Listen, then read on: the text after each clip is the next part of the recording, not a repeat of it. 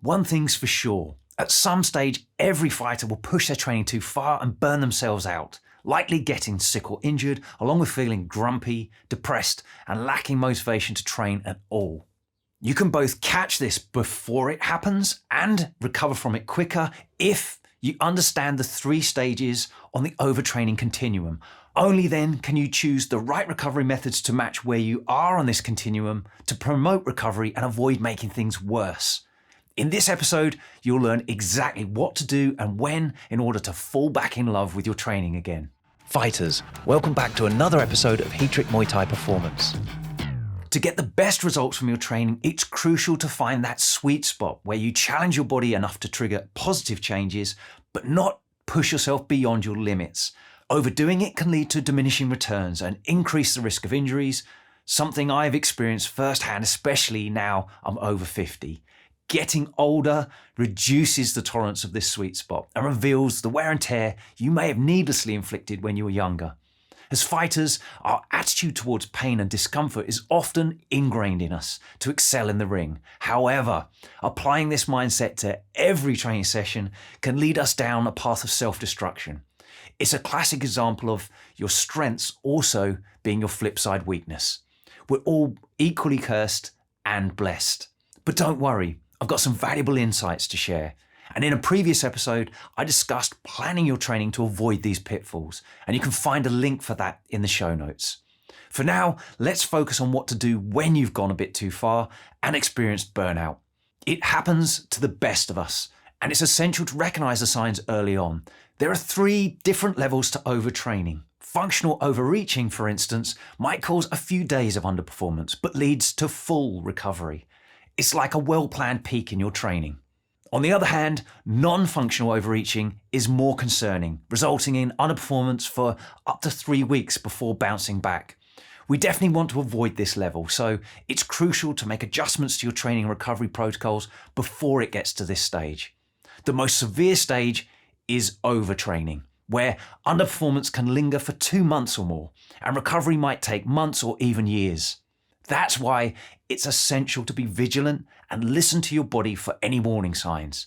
To catch yourself before pushing into the serious state of overtraining, watch out for a combination of the following. An increased rate of perceived effort in baseline tests such as a 5K run or maximum push-ups before form breaks down. Failing to hit the majority of your target loads and reps in resistance training sessions on high week. Persistent illness or injury. Higher than normal resting heart rate. Reduced heart rate recovery in 30 seconds after reaching anaerobic threshold heart rate. And I'll link in the show notes if you need to know more on that. Increased blood pressure.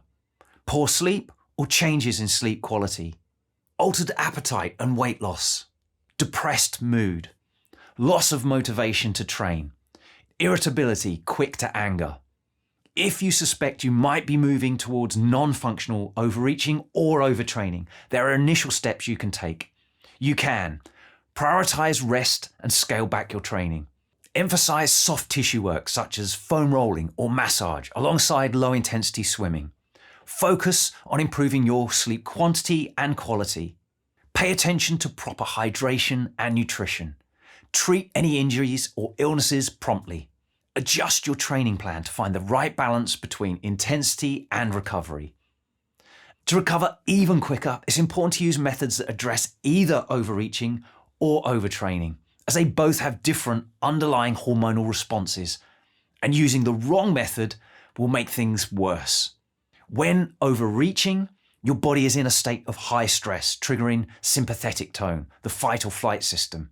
Your body is responding to stress hormones circulating your body, but has turned down its sensitivity to them. To counter this, incorporate relaxation methods that promote parasympathetic tone.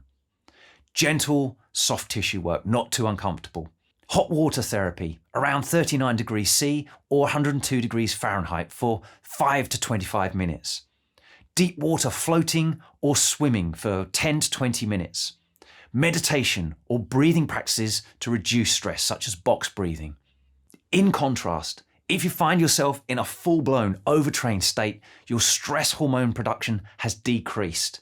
In this case, Use stimulating methods to kickstart your system to trigger a return to balance. Intensive deep tissue work, going for uncomfortable.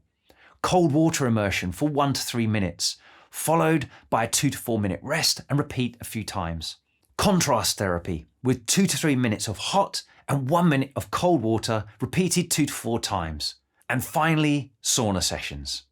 Only use these specific overreaching or overtraining recovery methods when needed, or they'll lose their effectiveness. Ultimately, with correct planning and progressive training, you can achieve functional overreaching regularly and avoid reaching the stage of overtraining and total burnout. As fighters, being tough is part of our nature, but let's not ignore the warning signs that lead to extended periods of unproductive training.